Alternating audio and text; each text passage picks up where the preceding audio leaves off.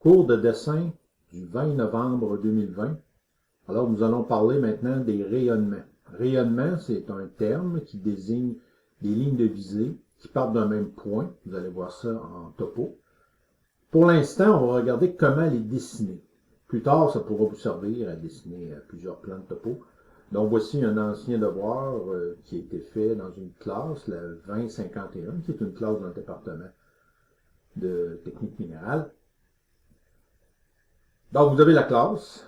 Je vais vous introduire aussi la notion des cotes. Vous voyez, ici, on a des cotes. Qu'est-ce qu'une cote? C'est tout simplement des mesures qui sont indiquées.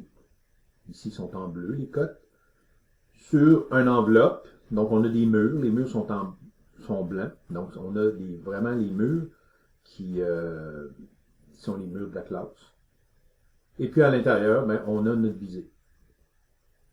Donc, ce que je vais vous demander, c'est de dessiner la classe. Installer les cotes aussi. Mettre ça à l'échelle sur un format letter. Alors, comme on est dans une classe, on n'aura pas une grosse échelle. On va être entre 1,10 et 1,100. Il y a des étudiants qui me l'ont fait à 150, mais je trouve que le dessin est petit un peu. Il se perd, les marges sont très grandes autour, entre le cadre et le bord de la feuille. Là. Donc, allez-y plus dans entre 1,10 et 1,100. Dans quelques minutes, je vais vous montrer comment on va faire pour déterminer l'échelle. Alors, c'est un exercice qui va vous permettre de partir d'une ligne et simplement, avec le décalage des angles, dessiner votre rayonnement. Donc, vous voyez ici, on a un point central. Si vous remarquez les cotes, le point part à 4,112 mètres, okay, 4,112 mètres, du mur qui pour nous est à droite, et le mur du haut, on est à 1 mètre. Donc ça va vous servir à positionner ce point-là. On a différentes lettres, A, B, C, D, E, F, qui sont les points où la ligne de visée va rentrer dans le mur. Donc, j'ai encerclé en rouge l'endroit d'intersection. Donc, ce qu'on va faire, c'est qu'on va dessiner la première ligne, la ligne de départ à A. La ligne de départ est à 3,9 mètres à partir du haut de la classe. Donc, juste à côté de l'entrée de la classe, là, vous voyez, il y a une porte. On peut le lire au niveau de la légende. On a le tableau aussi. Tableau, là, j'ai pas mis de dimension. Donc, vous pourrez mettre une double ligne juste pour indiquer qu'il y a un tableau au début de la classe. Le fond de la classe est en bas. Donc, on va venir installer le point A à 3,9 mètres du coin qui est ici. À 1 mètre et à 4,112 mètres, on va venir installer notre point central. Le rayonnement va se faire de ce point-là. Donc, au début, qu'est-ce qu'on va faire? On va tout simplement dessiner. On va dessiner, OK? On peut commencer à dessiner la classe. Ce qui est important, ça va être d'avoir le point de départ et le point A. Il faut absolument venir installer la ligne qui part du point de visée principal à l'intersection A. Et là, je vais vous montrer ça. OK, je déplace ici l'origine. Donc, pour vous, l'origine sera placée à un endroit particulier. Okay. Donc, au début, on place l'origine ici. Donc, vous voyez, l'origine est ici. Le but avec le rayonnement, c'est de venir disposer des lignes de visée. Ces lignes de visée-là partent de A et s'en vont à B. Vous voyez, j'ai un premier angle ici, deuxième angle, troisième angle, toujours entre deux lettres. Comment on va faire pour disposer ces lignes? Je vous montre. Quand je clique sur mon origine, alors il y a des points bleus, ce qu'on appelle des poignées dans le jargon. Et ça veut dire vraiment ce que ça veut dire, c'est qu'on les prend et on peut les amener où on veut à partir de ces points bleus-là, lorsqu'on met notre curseur dessus. Des fois, ça se peut que notre origine ne soit pas... on ne peut pas, en cliquant dessus, l'activer. Alors là, ce que vous allez faire, vous allez aller chercher le SCU. C'est le nom français de l'origine. Okay? Le système de 3 axes, là, on l'appelle le SCU.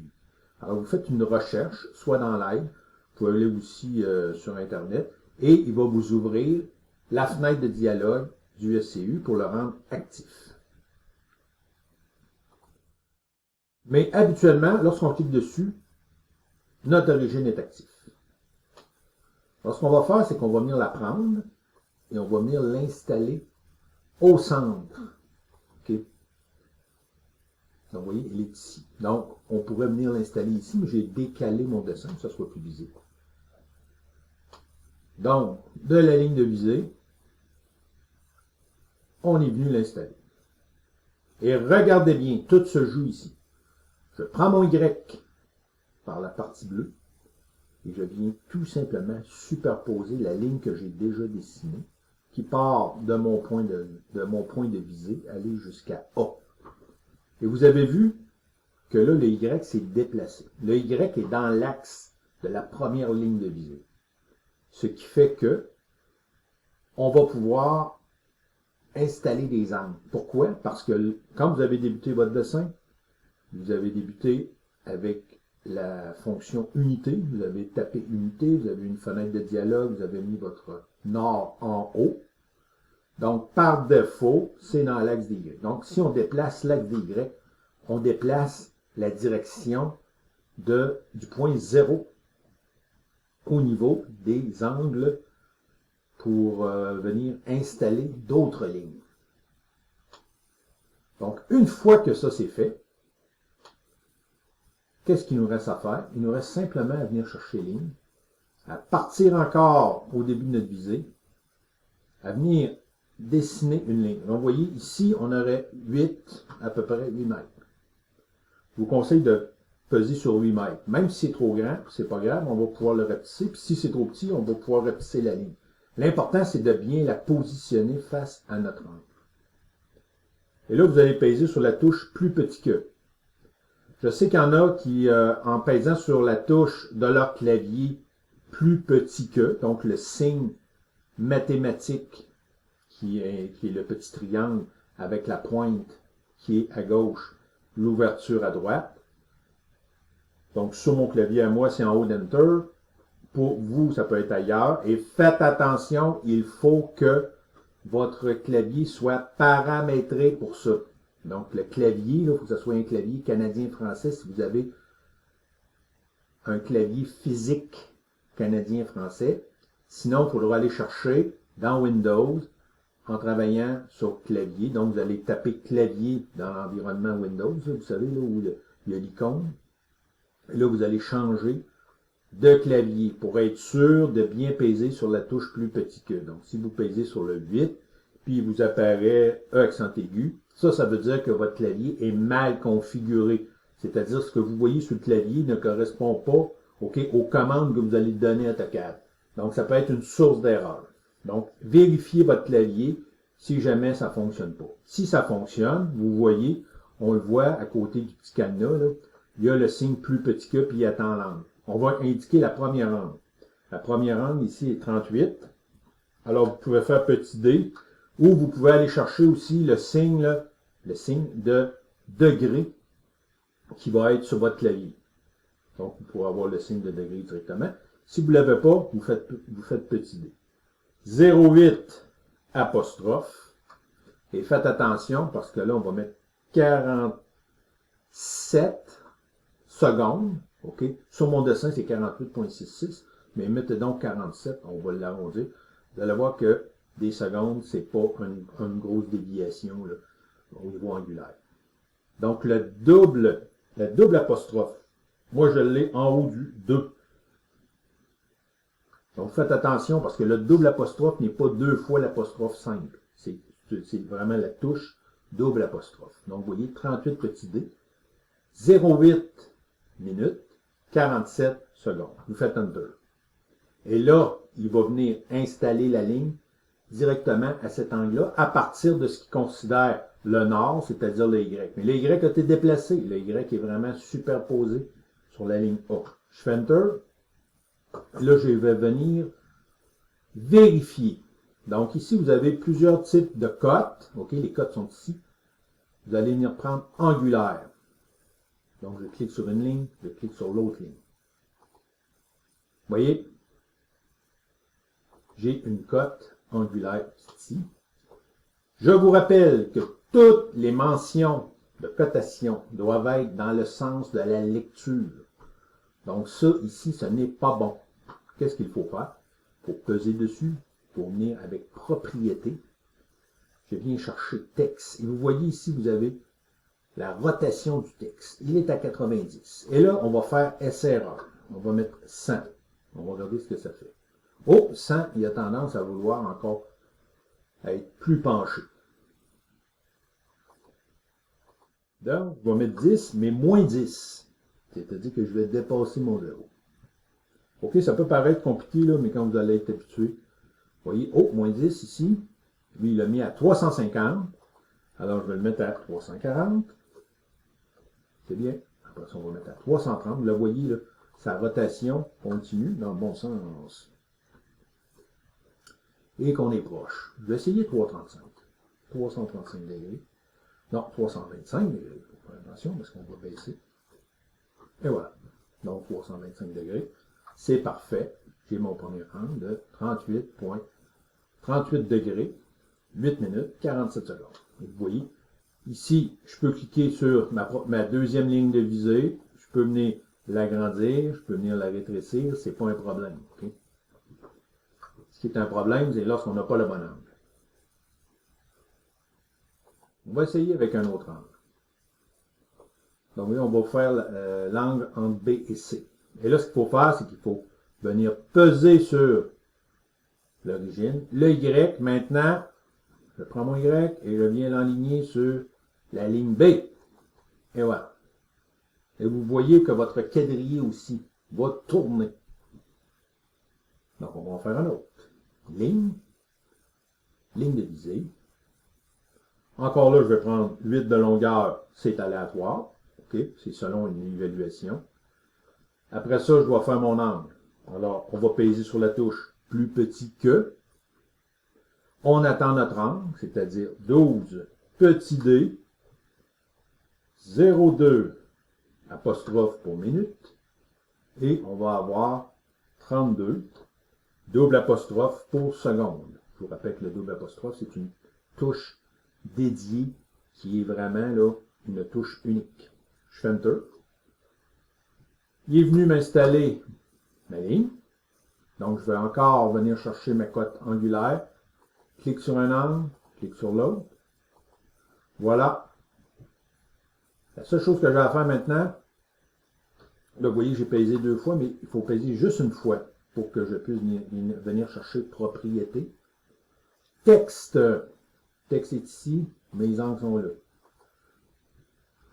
Donc, je vais essayer avec moins 25 degrés.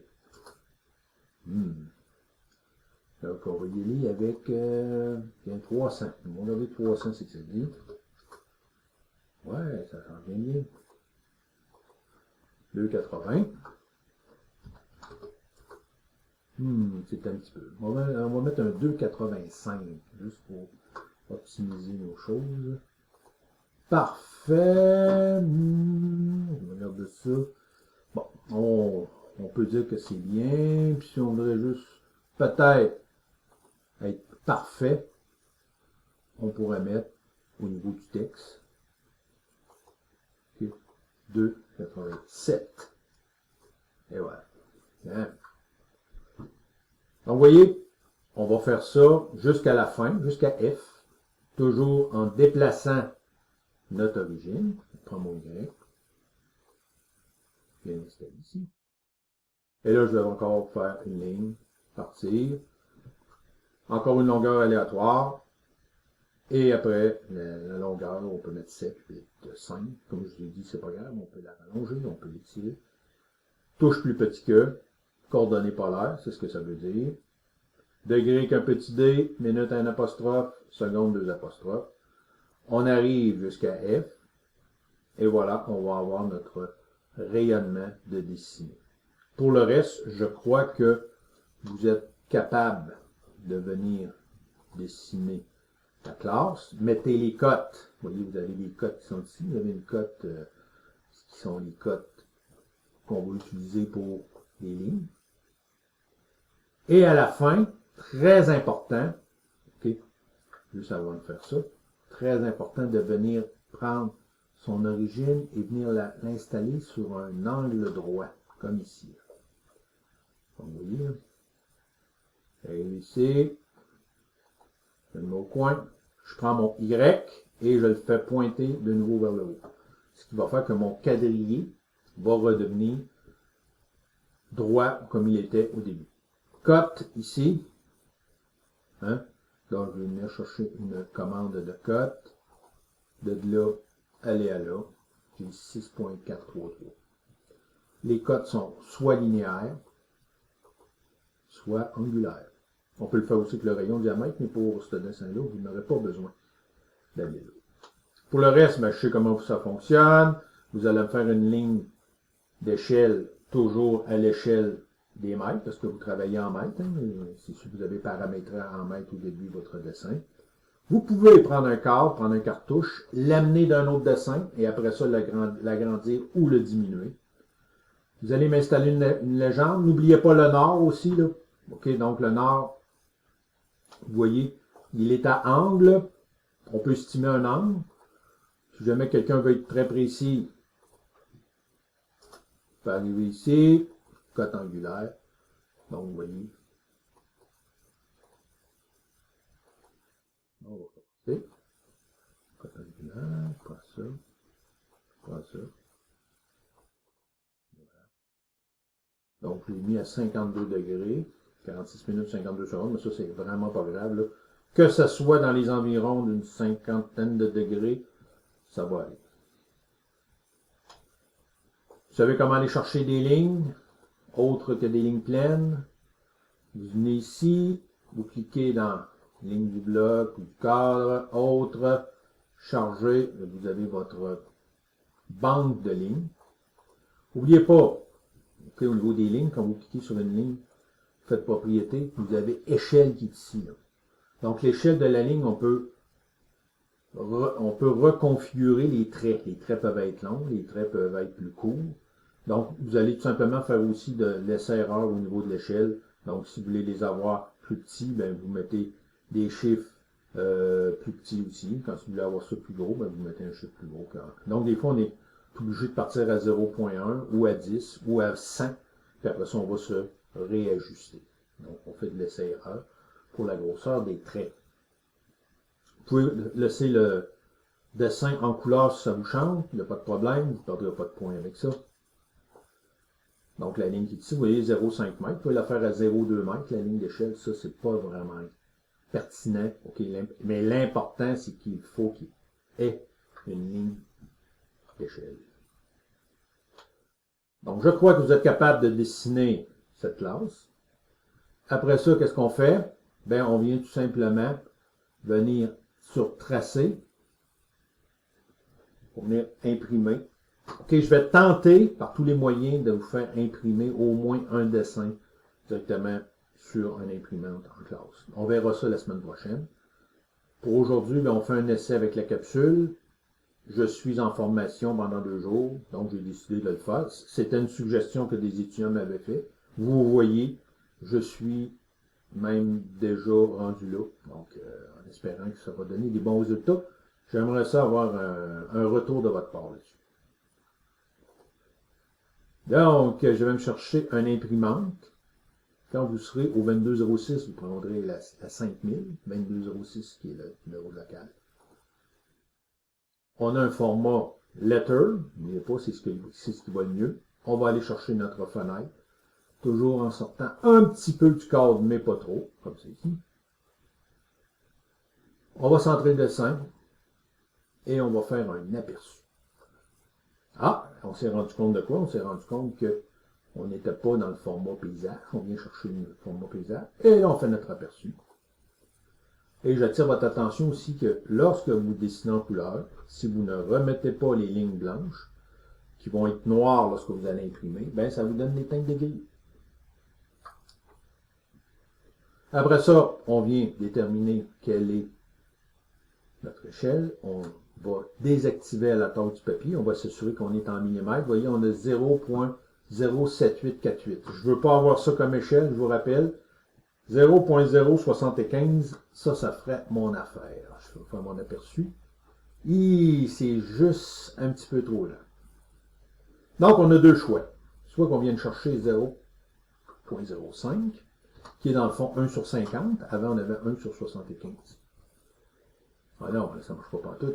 Donc, ce qu'on va faire, c'est qu'on va chercher 0.1, qui est 1 cent. Mais le dessin, je le trouve petit un petit peu. Il se perd dans ma page. Alors, je vais annuler. Et là, ce que je vais faire, c'est que je vais prendre mon côté et je vais la rentrer dedans. Comme ceci. Ici, on peut faire ça aussi. Vous voyez, c'est peut-être ma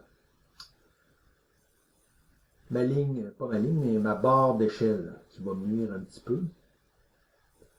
Ça, je pourrais prendre ça. Je pourrais peut-être venir couper un petit peu plus ici.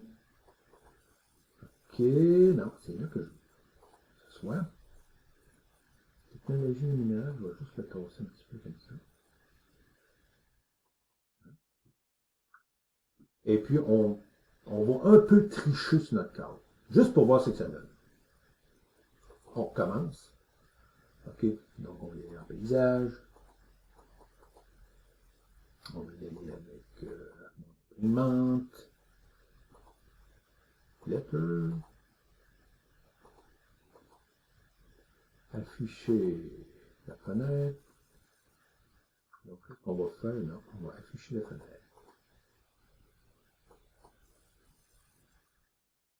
Là, on va partir d'un point à l'autre juste pour être sûr. OK. Donc, on est en paysage. On le voit ici, la prévisualisation. Ça, c'est vraiment notre pleine page. On déclic ici. On est encore à 6.2. On va y aller avec 5. On va regarder ce que ça dit.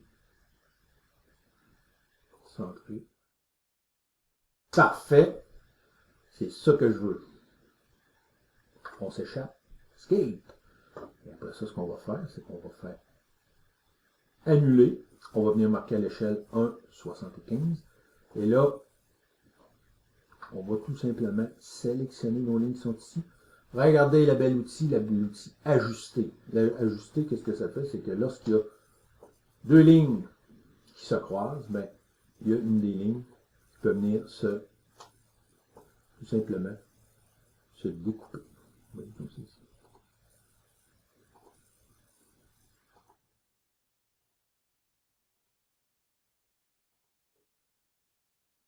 Ici, ça ne veut pas se découper pour la bonne raison qu'il n'y a peut-être pas de contact. Alors, je peux prendre ma ligne, je peux tout simplement la ratisser comme ça. Même chose ici.